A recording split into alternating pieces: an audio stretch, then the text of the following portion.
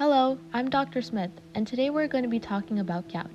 In this video, we will cover what gout is, its causes, signs and symptoms, risk factors, diagnostic processes, treatment options, and further resources for information. Let's start off with the case.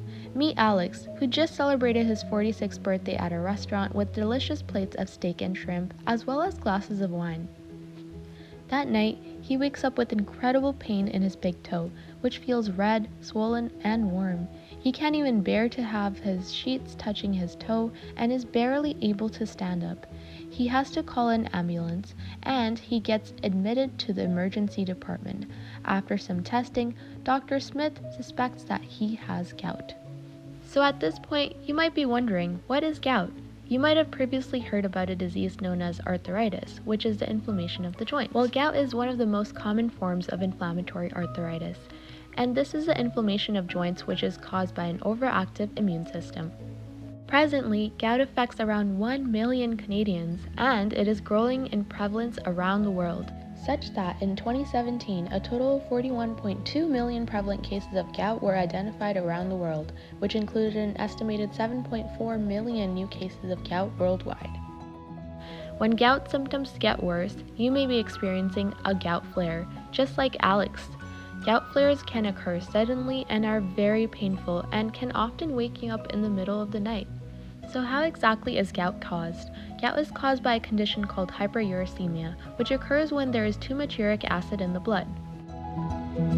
Uric acid is produced in the body by the breakdown of purines, which are chemical compounds found in our DNA and many of the foods we eat, like red meat, seafood, and alcoholic beverages like beer. In this way, diet can impact the uric acid levels in our body and increase the chance of getting gout. Now, two important things that can increase uric acid levels in your body include the overproduction of uric acid in the body. This is when your body naturally produces too much uric acid, which overwhelms your kidney. This can be due to factors such as genetics, diet, and obesity. And the second factor is the underexcretion of uric acid from the body. The kidney and the GI tract, the gastrointestinal tract, are the two most common points of excretion of uric acid from the body. When the uric acid levels are too high, the kidney and the gastrointestinal tract are unable to effectively remove uric acid. On the other hand, if you have problems with your kidneys, such as kidney failure, or are taking diuretics, your body is even less capable of removing uric acid from the body, which can lead to hyperuricemia.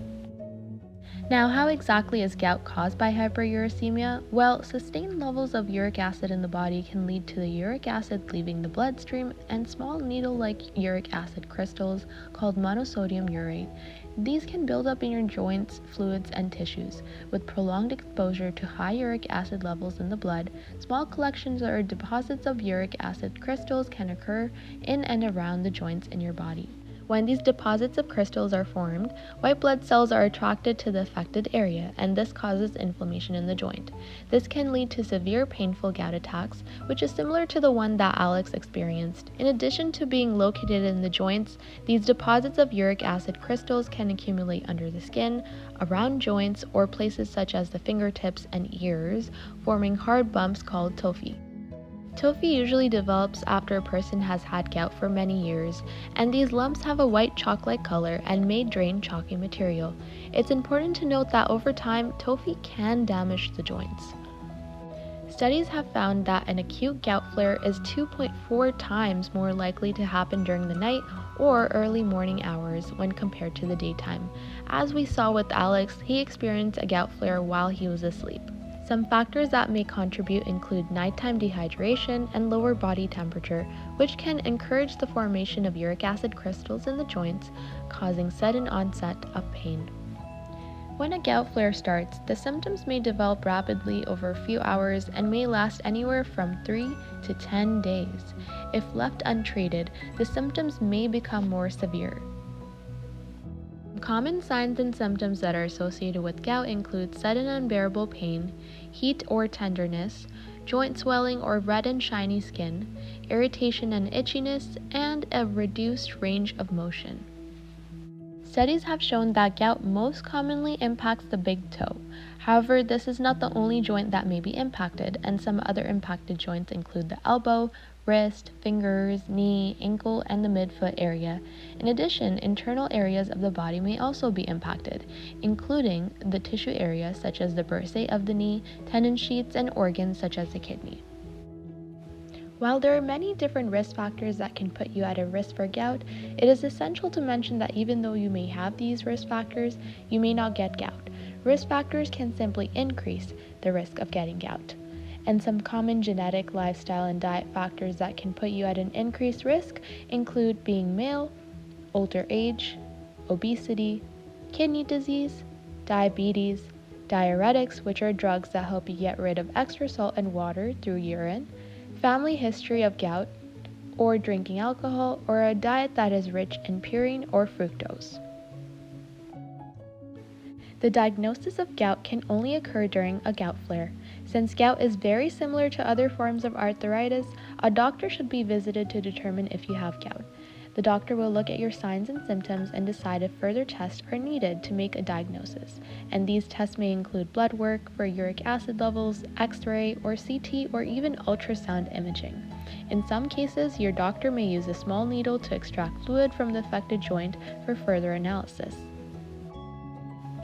There are 3 common treatment methods for gout. The first one is the management of pain from a current gout flare, which occurs through non-steroidal anti-inflammatory drugs or NSAIDs, or you can use anti-inflammatory drug colchicine. The second method is through prevention of possible future gout flares, which occurs through lifestyle and diet changes as well as altering medications being taken. And the last method involves the prevention of tophi and kidney stones, which involves preventative therapy and preventative drugs. Specifically to prevent gout flares, 2 major factors come into play, and the first is changes to diet. This may include limiting alcohol consumption and eating fewer foods that are rich in fructose and purines, such as limiting red meat. Low-fat dairy products and more vegetables should be incorporated into the diet. In addition, studies have shown that getting physically active can prevent gout. For example, your doctor may recommend 150 minutes of moderate physical activity per week, such as swimming, walking, or even biking. By increasing your physical activity, you can manage the inflammation and the risk of gout. And in some scenarios, gout can be prevented by altering the intake of medications, such as diuretics, to prevent a higher risk of getting gout. Now Alex has received all of this information and been prescribed a treatment plan. This involves a diet that is low in fructose and purine and plenty of exercise with up to 150 minutes per week. With the help of this information and his doctor, Alex is able to manage his symptoms well and go on with his daily tasks with a new level of confidence. Further information about gout can be found on the Centers for Disease Control and Prevention website or the Arthritis Society of Canada website, which is included in the description of this video. For more personal information, we recommend you visit your doctor to address your concerns. This video is meant to be used for educational purposes only and should not be used for diagnosis. If you or someone you know is experiencing gout-related symptoms, please refer to a physician for a definitive diagnosis and to discuss treatment options.